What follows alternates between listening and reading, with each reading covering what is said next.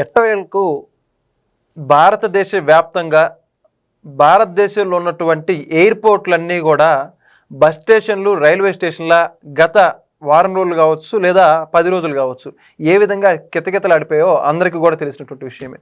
అయితే దీనికి సంబంధించి భారతదేశ పౌర విమానయాన శాఖ సివిలియేషన్ మినిస్ట్రీకి ఇండిగోకి మధ్య ఉన్నటువంటి సంబంధం ఏమిటి, అసలు వాస్తవానికి ఏం జరిగింది, ఇదే అంశానికి సంబంధించి పూర్తి విషయాలు తెలుసుకోవడానికి మనతో ఉన్నారు భూమిరెడ్డి సాయి శ్రీనివాస్ అడ్వకేట్. సార్ నమస్కారం అండి. నమస్తే అండి. సార్ మీరు కూడా చూసే ఉంటారు, ఈ మధ్య ఇండియాలో ఇండిగో సంక్షోభం, నెంబర్ ఆఫ్ ఫ్లైట్స్ అన్నీ కూడా క్యాన్సిల్ అయిపోవడం వల్ల ఆ ప్యాసింజర్స్ అన్నీ కూడా ఎంతో ఇబ్బందులు పడుతూ ఉన్నారు. వాళ్ళ లగేజ్ తీసుకొని ఎన్నో ఇంపార్టెంట్ కార్యక్రమాలకు వెళ్ళాల్సిన అంత పెద్ద సంక్షోభం నెలకొందనే చెప్పుకోవాలి. అయితే దీనికి సంబంధించి పూర్తిగా సెంట్రల్ గవర్నమెంట్ ఏవియేషన్ మినిస్టర్గా ఉన్నటువంటి రామ్మోహన్ నాయుడు గారి గురించి కాదు కొంతమంది ట్రోల్ చేస్తూ ఉన్నారు, మరి కొంతమంది వాస్తవాలు తెలియకుండా ఏదేదో మాట్లాడుతున్న పరిస్థితి. మొత్తానికి ఇండిగో సీఈఓ అయినటువంటి పీటర్ హెల్బర్స్ ఆయన వచ్చి ఒక వీడియో రిలీజ్ చేశారు. ఎట్టకేలకు ఇప్పటికైతే ఆ సమస్య సాల్వ్ అయిపోయిందని చెప్పుకోవచ్చు. బట్ జరిగిన అంశం గురించి మీ యొక్క ఒపీనియన్ అంటే ఏమంటారు? సో నేను దాని గురించి ఫస్ట్ చెప్పాలంటే, అంటే నేను కదా అంటే ఆ 7 రోజులు ప్రయాణికులు ఎంత ఇబ్బంది పెట్టాడో మనం కళ్ళారా చూసాము. అంటే విచ్ ఇస్ లైక్, అంటే మనం కూడా దాని గురించి చాలా బాధపడాలి. చాలా మంది ఇంపార్టెంట్ ప్రోగ్రామ్స్ కానీ, ఫ్యూనరల్స్ కానీ, వెడ్డింగ్స్ కానీ, లేకపోతే వివిధ సందర్భాలు అన్ని మిస్ అయ్యారు. సో దాన్ని ఎక్కడ మనం సమర్థించడం లేదు, ఏది క్వశ్చన్ అదే దానికి మనం సపోర్ట్ గా ఎక్కడ మాట్లాడడం లేదు. అది తప్పకుండా which is like against the passenger policies, అంటే ఒక కార్పొరేట్ వ్యవస్థ చేసిన ప్యాసింజర్ పాలసీస్ కి అగేన్స్ట్ ప్యాసింజర్ పాలసీస్ అయితే నేను అనుకుంటున్నాను. కానీ ఈ సందర్భంలో అంటే ఒక పర్టికులర్ వ్యక్తిని, లేకపోతే ఒక పర్టికులర్ వ్యక్తిని బ్లేమ్ చేయాలి అని ఒక పర్టికులర్ మీడియా అనేది విపరీతంగా వర్క్ చేస్తుంది. అంటే ఐ డోంట్ నో వై, అంటే ఎందుకు అంటే రామ్మోహన్ నాయుడు గారిని లేకపోతే సివిల్ ఏవియేషన్ మినిస్టర్ ని ఇంతగా టార్గెట్ చేస్తున్నారు అనేది ఐ స్టిల్ వండర్. అంటే ఇప్పుడు ఒక ప్రాబ్లమ్ ని ఈజీగా బ్లేమ్ చేసేస్తున్నారు. ఒక వ్యక్తికి ఏదో ఆపాదించాలి, ఒక వ్యక్తిని మనం టార్గెట్ చేసి, ఎందుకంటే తను కూడా ఇక్కడ he's come from the Andhra Pradesh కాబట్టి, సో దాన్ని మనం ఎలా టార్గెట్ చేయాలి, తన్ని మనం ఎలా డౌన్ చేయడం వల్ల ఇక్కడ ఉన్న ఒక ప్రభుత్వాన్ని మనము చెడ్డ పేరు తీసుకొని రావచ్చు అనేది ఒక పర్టికులర్ మీడియా అనేది పనిచేస్తుంది అని నేను అనుకుంటున్నాను. See the main crux of the issue అనేది ఎవరికి అర్థం కావడం లేదు. ఎందుకు డీజీసీఏ ఇలాంటి రూల్స్ తీసుకొని వచ్చింది, ఎందుకు అది 2 phases ద్వారా ఇంప్లిమెంట్ చేయాల్సింది వచ్చింది అనేది దాని గురించి ఎవరు అర్థం చేసుకోవడం. నార్మల్ గా ఇప్పుడు డీజీసీఏ కూడా అంటే under the leadership of the civil aviation minister Rammohan Naidu కొన్ని సర్టన్ పాలసీస్ కానీ సర్టన్ రూల్స్ కానీ తీసుకొని వచ్చింది. అంటే ముఖ్యంగా పైలట్స్ కి నార్మల్ గా 48 hours నార్మల్ గా నైట్ ఫ్లై ఉంటే దాన్ని 36 hours కానీ, లేకపోతే ఫ్లైట్ నైట్ టైమ్ ని 12 to 5 ఉండేదాన్ని 12 to 6 ని ఇంక్రీజ్ చేయడం కానీ, లేకపోతే నైట్ ల్యాండింగ్ 7 నుండి 2 కి తీసుకొని రావడం జరగడం కానీ, ఇవన్నీ దేని గురించి తీసుకొని వచ్చిందంటే only for the safety of us. అంటే మీరు నేను ట్రావెల్ చేసినప్పుడు మన బాగోగులు, లేకపోతే పైలట్స్ ఇలాంటి చిన్న మిస్టేక్స్ చేయకూడదు అనే ఒక ఇంటెన్షన్ తో ఇలాంటివన్నీ తీసుకొని వాళ్ళ ఇంటిగ్రిటీ కానీ, సో వాళ్ళు మంచి బాగా ఫ్లై చేయాలి, నో ఇష్యూస్ రాకోకుండా ఉండడానికి వాళ్ళు ఇవన్నీ రూల్స్ తీసుకొని రావడం జరిగింది. ఆ రూల్స్ తీసుకొని రావడం వల్ల దెర్ ఆర్ సమ్ ప్రాబ్లమ్స్. అంటే ఇండిగోలో బికాస్ ఆఫ్ ద వాళ్ళు మోనోపోలీ కానీ లేకపోతే గుత్తాధిపత్యంగా ఉన్నారు అనేది ఒక క్లెయిమ్ ద్వారా, సో వాళ్ళు కొన్ని చిన్న మిస్టేక్స్ చేయడం ద్వారా ఈ రోస్టరింగ్ కానీ, పైలట్ రోస్టరింగ్ కానీ ఆ టైమింగ్స్ అడ్జస్ట్ కాకపోవడం వల్ల ఇంటెన్షనల్ గాను అన్ఇంటెన్షనల్ గా ఇండిగో అనేది ఇలాంటి కంప్లీట్ గా డిస్టర్బ్ చేయడం జరిగింది. దీనికి ఒక సివిల్ ఏవియేషన్ మినిస్టర్ ని లేకపోతే సివిల్ ఏవియేషన్ మినిస్టర్ ఇంతగా బ్లేమ్ చేయాలనేది, so I don't know why. And even for the Republic టీవీలో కూడా ఐ డోంట్ నో ఎందుకు తెలుగుదేశం పార్టీని ఇంతగా టార్గెట్ చేస్తున్నారు, వై ద తెలుగుదేశం పార్టీ అక్కడ వస్తుంది అనేది. And Telugu Desam party just has given a member of parliament to the central government, and Rammohan Naidu only represent the central government, not the Telugu Desam party. అంటే ఎందుకు ఇక్కడ తెలుగుదేశం పార్టీని ఇంతగా బ్లేమ్ చేయాల్సిందేది వస్తుంది అనేది కూడా నాకు అర్థం.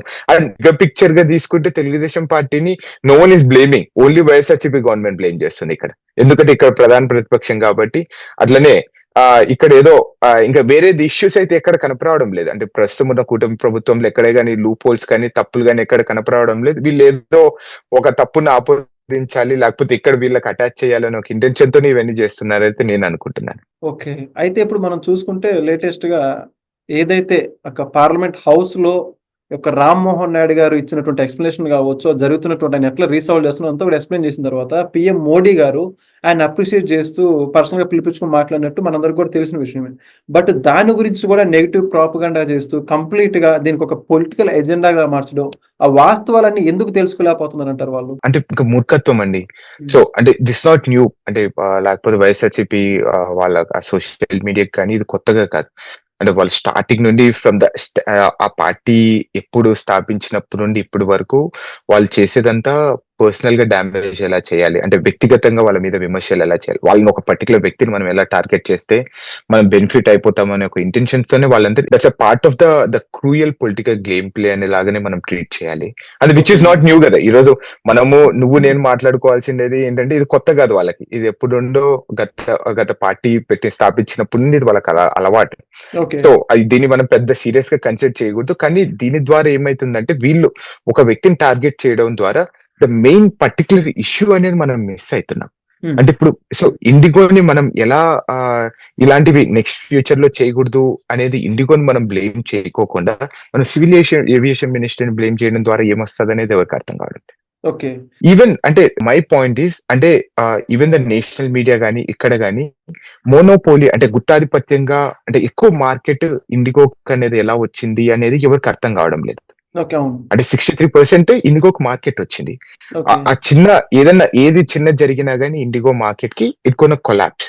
ఓకే. సో ఎందుకు ఇండిగోకి ఎవరన్నా ఒక గవర్నమెంట్ ఏమైనా హెల్ప్ చేసిందా, లేకపోతే ఒక పర్టికులర్ వ్యవస్థ ఏమైనా హెల్ప్ చేసిందా అంటే నో వన్ డిడ్.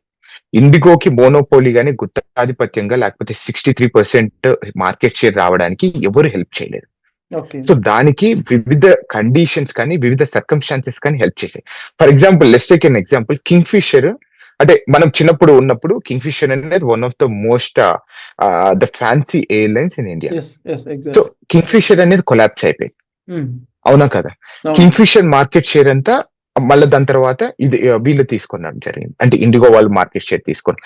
సో మీకు మళ్ళీ జెట్ ఎయిర్వేస్ ఉన్నది, గో ఎయిర్ ఉన్నది, స్పైస్ జెట్ ఉన్నది, ఎయిర్ డెక్కన్ ఉన్నది, ఎయిర్ కోస్టా ఉన్నది. ఇవన్నీ దీని వివిధ సందర్భాలలో ఇవన్నీ కంప్లీట్ గా బ్యాంక్రప్సీ కావడము, లేకపోతే వీళ్ళు అక్కడ ఉన్న ఫైనాన్షియల్ రిసోర్సెస్ తట్టుకోలేక వేరే కంపెనీస్ కి అమ్మేయడము, ఇలాంటివన్నీ జరిగాయి. సో ఇవన్నీ మార్కెట్ షేర్ ని ఎవరు తీసుకున్నారు ఆ రోజు అంటే ఇండిగో తీసేసుకుంది. అందుకే ఆటోమేటిక్ గా ఇండిగో మోనోపోలీ లాగా కావడం కానీ ఎక్కువ మార్కెట్ షేర్ కానీ తీసుకొని రావడం జరిగింది. అంటే ఒక చిన్న డిస్ట్రప్షన్ జరిగిన ఇండిగోకి అంటే మార్కెట్ అనేది లేకపోతే ఇలాంటి సందర్భాలు అనేది జరుగుతాయి అనేది క్లియర్ గా తెలుసు. అంటే దీని ద్వారా మన గవర్నమెంట్ ని బ్లేమ్ చేయాలంటే we should not blame the government అండి ఈ విషయంలో మాత్రం. అంటే మార్కెట్ ఫోర్సెస్ ఇండిగోకి తీసుకెళ్లిపోయాయి కాబట్టి, ఇండిగో మోనోపోలీగా వెళ్ళిపోయింది కాబట్టి అంతకుమించి మనం ఎక్కడ ఎవరిని బ్లేమ్ చేయాల్సిన అవసరం లేదు. ఐఎమ్ ప్రెటీ షూర్ ప్రస్తుతం ఎన్డీఏ గవర్నమెంట్ కానీ అక్కడ ఉన్న సెంట్రల్ రామ్మోహన్ నాయుడు కానీ హీస్ క్లియర్ గా చెప్పాడు, నేను ఇండిగో మీద చాలా స్ట్రిక్ట్ యాక్షన్ అనేది తీసుకుంటాము. మళ్ళా నెక్స్ట్ అనేది ఇలాంటివి సందర్భాలు కానీ ఇలాంటి సిచ్యువేషన్స్ కానీ నెక్స్ట్ వచ్చే కమింగ్ ఫ్యూచర్ లో ఇలాంటి సందర్భాలు జరగకోకుండా ఇండిగోకి మాత్రం గుణపాఠం జరిగే లెసన్ అనేది నేను తీసుకుని రావాలి అని అయితే చాలా క్లియర్ గా చెప్పడం జరిగింది. ఓకే. అంటే చెప్పండి పర్సనల్ గా as a civil aviation minister గా రామ్మోహన్ నాయుడు గారు ఈ క్రిసిస్ పీరియడ్ లో ఈ యొక్క పర్టికులర్ టైమింగ్స్ ని హ్యాండిల్ చేసిన విధానం కావచ్చు, తెలుసా మీకు ఏమంటారంటే దాదాపు 750 కోట్ల రూపాయలు IndiGo within 2 days 1 day period లోనే వాళ్ళందరికీ కూడా రీఫండ్ చేయడం కావచ్చు, లగేజ్ ఏదైతే ఉందో ఎయిర్పోర్ట్స్ లో వాటన్నిటిని మాక్సిమం వాళ్ళ ఇళ్ళకి చేరువేయడం కావచ్చు, ఇలాంటివన్నీ తీసుకురావడంలో రామ్మోహన్ నాయుడు గారు ఇండిగో మీద చాలా ప్రెజర్ తీసుకొచ్చి ప్యాసింజర్స్ కి ఎక్కడ ఇబ్బంది పడకూడదని చెప్పేసి ఎయిర్పోర్ట్స్ అలర్ట్ చేయడం, ఇలాంటి ఎన్ని యాక్షన్స్ తీసుకోవడం జరిగింది.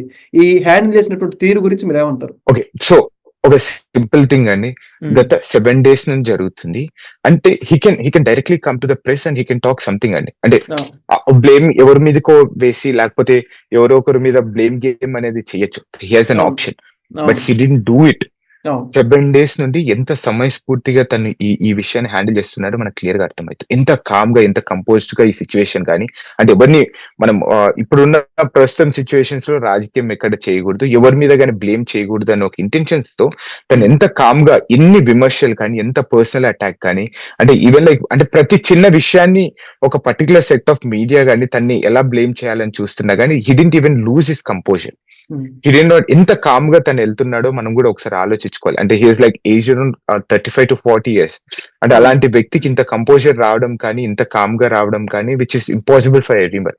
అవును. సో తను ఇంత కంపోజ్డ్ వెళ్తున్నారు. అండ్ ఈవెన్ మనం చూసుకుంటే మాత్రము అంటే he made very strict action and even 5% of the IndiGo flights ని కట్ చేయడం జరిగింది. అంటే అవును. అంటే ఇంత స్ట్రిక్ట్ యాక్షన్ అనేది ఎప్పుడు తీసుకోగలరు. అంటే ఎంత అవును. పవర్ఫుల్ సివిల్ ఏవియేషన్ మినిస్టర్ ఉంటే తప్ప మిగతా వాళ్ళైతే ఎవరు తీసుకోగలరు. And exactly. ఈవెన్ సో దాని తర్వాత మీరు చెప్పినట్టు అంత బ్యాగేజ్ కానీ లేకపోతే ఈ ట్రాన్స్‌పోర్టేషన్స్ కానీ అంత రిటర్న్ ఇవ్వండి. December 15th వరకు ఎవరైనా if they want to cancel the flight they can do it అని కూడా చెప్పడం జరిగింది. అంటే అంటే అవన్నీ రీఫండ్స్ ఇచ్చేస్తాము. You don't need to worry. ఇలాంటివి నెక్స్ట్ సిట్యుయేషన్స్ అనేది జరగకోకుండా మేము తీసుకుంటాం. స్ట్రిక్ట్ యాక్షన్ అనేది తీసుకుంటాం అని చెప్పడం జరిగింది. I'm so happy for it అండి. బట్ వాళ్ళకు ఇబ్బందులు ప్యాసింజర్స్ కి ఇలా కాస్ట్ కావడం అనేది అంటే సో విచ్ ఇస్ అన్ఫార్చునేట్. దీనికి తప్పకుండా ఇండిగో అనేది should be answerable, should compensate the passengers అండి. ఓకే. అవును. Right. Thank you so much అండి. థ్యాంక్ యూ అండి. Please subscribe to Leo News for more videos.